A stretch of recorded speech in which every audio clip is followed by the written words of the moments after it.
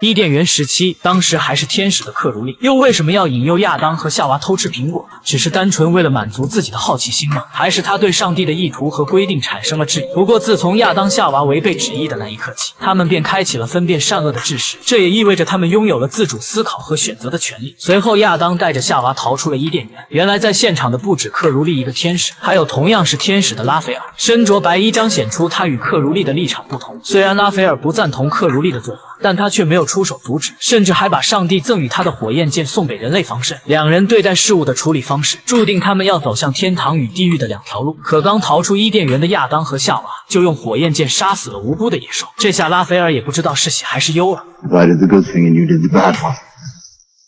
No. Funny at all. 其实他们对人类的态度较为复杂，既不完全认同天堂和地狱的立场，也不完全站在人类的这一边。为了掩盖真相，拉斐尔准备在上帝派对结束前修复好人类逃走的那个破洞。哪曾想上帝酒量不行，竟提前回来了。作为惩罚，拉斐尔被贬入人间历练，彼此再次遇见已是公元前3004年。只不过此时的克如利早已成了堕落天使。上帝看到人类的罪恶越来越多，决定用洪水毁灭人类。克如利看着连小孩都不放过，觉得上帝更加残忍。Kids, you can't kill kids. Well, that's more the kind of thing you expect Milo to do.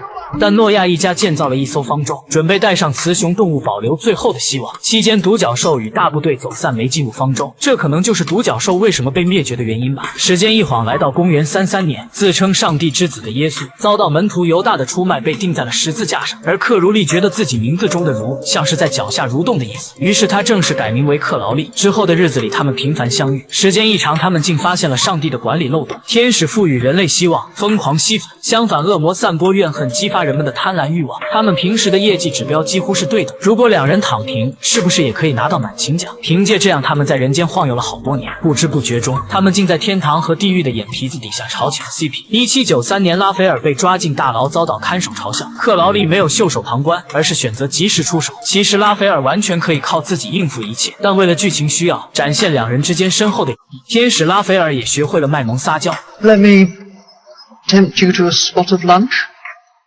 Temptation accomplished.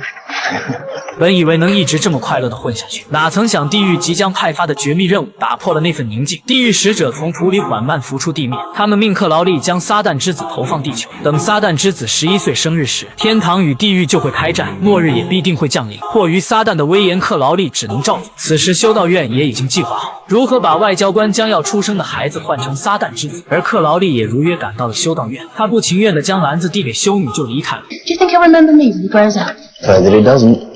今夜必定是个不平凡的夜晚。当一切结束以后，地狱使者哈斯塔杀了个回马枪，赶到了修道院。院长一心向往地狱，认为是下面要提前封他个一官半职，没想到却给自己乃至整个修道院带来灭顶之灾，一把大火烧得干干净净。历经了上千年，克劳利早已经习惯了地球上的生活，于是他找到拉斐尔寻求帮助。起初拉斐尔并不同意，因为他不想再次违背上帝的意愿。最后两人商量出了绝妙的对策，便是还想以前一样正反两方对抗。恶魔克劳利应聘外交官家的保姆，天使拉斐尔直接化妆成憨厚的园丁。睡前克劳利会给撒旦之子唱腹黑儿歌，灌输邪恶思想，而白天拉斐尔就会给撒旦之子传达光明的正能量。两人还不忘定期向彼此的领导汇报进展。就这样，他们又浑浑噩噩地做了11年的不用功。眼看孩子的11岁生日就要到，地狱会放出地狱恶犬，找到撒旦之子，到时只要孩子能喂狗子命，他就可以获得地狱毁天灭地的全部力量。同时，天启4骑士也会归位，协助撒旦之子毁灭人类赖以生存的地球。然而更被动的是，他们还不知道，他们自认为的撒旦之子其实是个冒牌货。